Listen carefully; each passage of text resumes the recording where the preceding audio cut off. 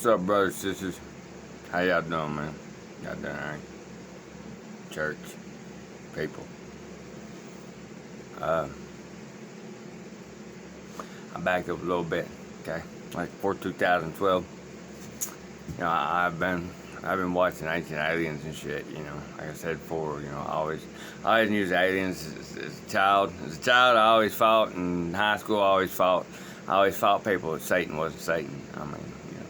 My mother made me watch that rod over there with the Satanist. He got his nose broken, shit. I'm wondering, I'm like, that's just dumb people. You know, they need an excuse to mutilate small animals. Satan ain't Satan. I always knew that the bad guy was your so-called God, even when I was little. I mean, I draw pentagrams and stuff out my driveway. And, you know, my parents like freaked out. You know, they thought I was like worshiping the devil. Like, you know, people really got this indoctrinating them down to deep core. You know, they're gonna judge and condemn me no matter what, because what they've been taught throughout their entire lives have shoved down their throat.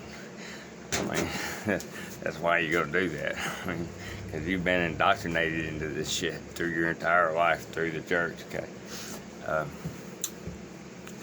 but I always fought that fight. You know, and come 2012, you know, I've been seeing where people. My son, the one that killed himself, is the one that woke me up to everything. I mean, we were working in a warehouse together called OHL, flying Apple computer parts and stuff. And basically going there and pick and had to go through this real tight security. We'd be going through security and he's telling us about the FEMA camps and, you know, fucking, you know, the UN and basically how our army was plotting to do what they're doing. And I'd go home with my wife. I'm like, honey, I think your son's losing his fucking mind. I think he's lost his fucking mind. And then my son that got killed in 2016, he'd come down. And like right before 2012. And I basically got him, I don't know, just wasn't really big into computers back then. Got him to look up and show me what my son that killed himself was talking about. And you know, from FEMA camps, it went into the fluoride and the water and shit. And I actually wrote a Sean Stone, a theory conspiracy show. Oliver Stone's son. I actually wrote him, and he actually had wrote me back that, you know, originally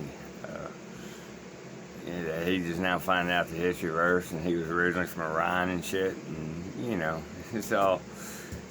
Yeah, he never replied again after that, because he's asked me who took the pictures I got, because I got, well, I started, it's like my camera went crazy.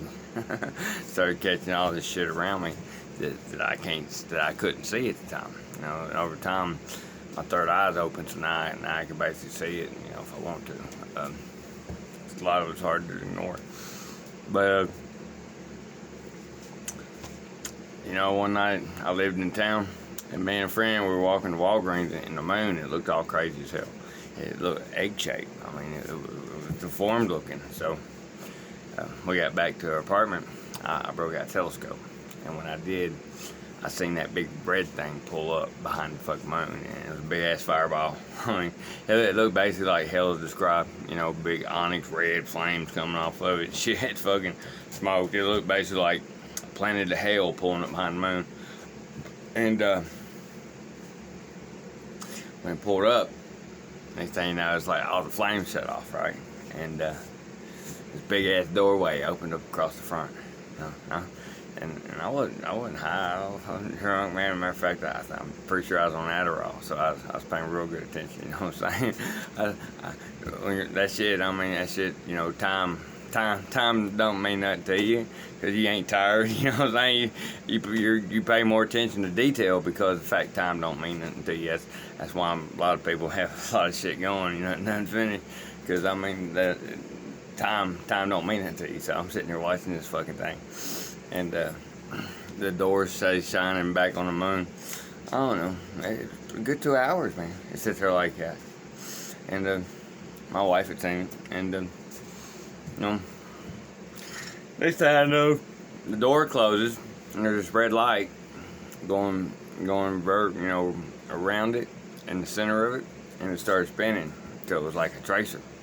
Next thing I know, it spit out a blue beam, and it pulled out. And when it did it, it basically vanished. Although I can still see it back here. I can see the red. It's got an orange and red aura kind of behind the moon. And if you look, and if you really pay attention, it almost looks like, I mean, you can tell there's something behind it, man. You can see that, you know, it's not right.